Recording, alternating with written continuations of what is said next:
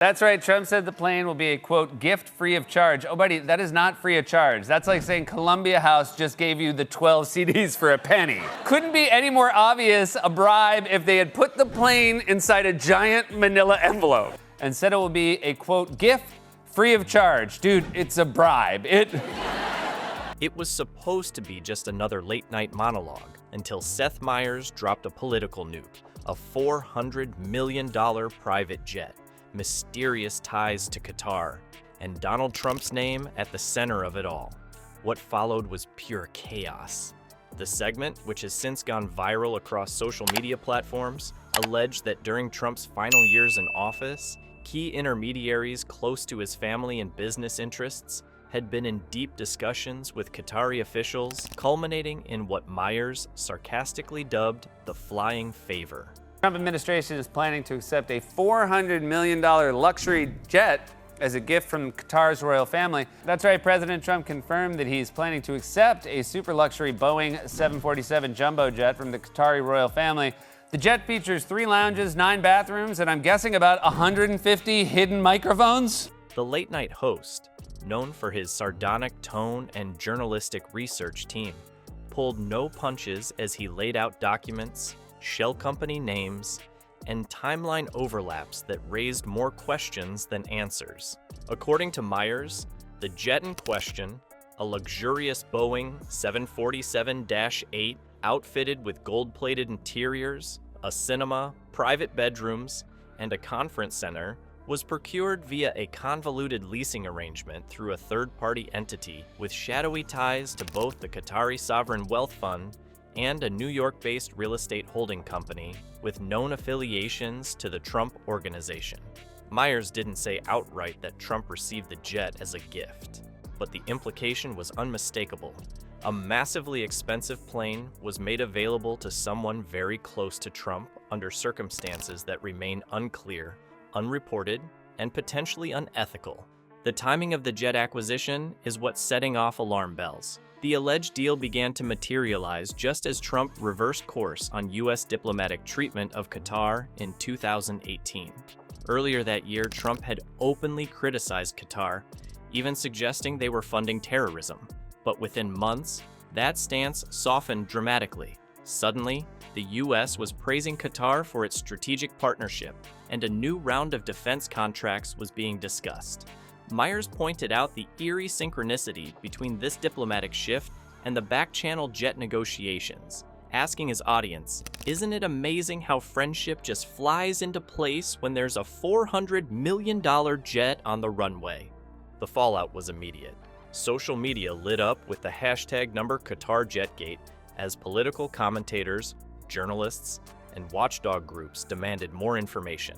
Trump, never one to let a narrative spiral without attempting to seize control, took to Truth Social to slam Meyers in an all-caps post that read, "Seth Meyers is a failing, no-talent comedian who's been lying about me for years. No one gave me a jet. Fake news." He later followed it up with another post attacking NBC, calling them enemies of the people and hinting that they may soon be facing investigations for spreading disinformation. But Trump's rage may be less about the accusation itself and more about how mainstream and fast-spreading it's become. While similar accusations have floated around in fringe investigative reports, they never quite broke into the mainstream. Meyers, however, delivered the information with biting humor and televised clarity, giving it a spotlight that even the most in-depth investigative journalism sometimes fails to achieve in today's attention economy. Behind the scenes, Republican operatives are said to be deeply frustrated. A senior GOP strategist, speaking anonymously, admitted that the story's viral nature has made it difficult to control the narrative. "The problem isn't whether it's true or not," he said. "The problem is that now we have to explain it. And when you're explaining, you're losing." Democrats have wasted no time capitalizing on the moment. Senator Elizabeth Warren tweeted, "If there's even a fraction of truth to this story, it's yet another example of Trump using the presidency to enrich himself." Representative Jamie Raskin has reportedly called for an ethics investigation into any financial relationships between Trump associates and foreign governments during and after his presidency. Calls for subpoenas and testimony are growing louder, with several progressive watchdog groups filing Freedom of Information Act requests targeting communications between Trump-era officials and Qatari diplomats. Legal experts are divided on whether any laws were actually broken. Accepting gifts from foreign governments is a clear violation of the Emoluments Clause of the Constitution, but Trump's defense will likely hinge on plausible deniability. If the jet was provided to an associate through shell companies with no formal tie to Trump himself, then proving corruption becomes a labyrinthine legal challenge. Still, the optics are toxic. Meanwhile, the Qatari government has remained silent. No official statement has been released, and requests for comment from American journalists have been either ignored or politely declined. That silence is making the situation worse, as it leaves a vacuum for speculation, conspiracy, and further media frenzy. Adding fuel to the fire, new reports are beginning to surface that Trump allegedly used the jet, whether personally owned or not, on at least 3 occasions, including a private trip to Scotland, an undisclosed visit to the Middle East, and a mysterious flight to South America in late 2020. Flight tracking data has begun circulating online showing a plane matching the jet specs departing airports near Trump-owned properties during those windows of time. Seth Meyers, for his part, has doubled down.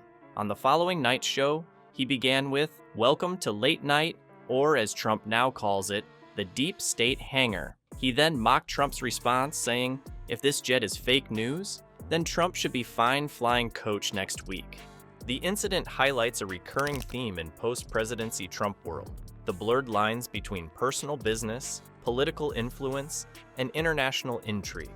While many former presidents recede into a quiet life of memoirs and charitable foundations, Trump's post-presidency has been filled with lawsuits, campaign rallies, and deals that raise serious questions about the intersection of power and profit. Whether the Qatar jet story proves to be a smoking gun or just smoke remains to be seen.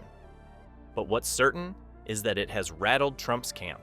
In a political landscape where media narratives can shift voter perceptions more quickly than policy positions ever could, this late-night segment has become a national conversation. And with the 2024 election cycle already heating up, Trump's opponents, both Republican and Democrat, are circling. Some in the GOP see this as a chance to finally loosen Trump's grip on the base. "It's a vulnerability," said one RNC insider. "If you can chip away at the idea that he's for the people and show that he's really just another rich guy cutting backroom deals with oil states, you might be able to peel some voters off." Of course, Trump's loyalists aren't likely to budge. To them, this is just another witch hunt, another smear job from liberal elites and media stooges. But independents and swing voters, already uneasy with Trump's mounting legal woes and erratic behavior, might see this as another brick in a wall of corruption they can no longer ignore.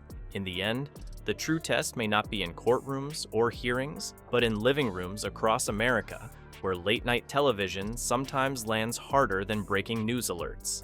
Seth Meyers didn't just tell a joke, he launched a conversation. And for Donald Trump, that may be the most dangerous thing of all.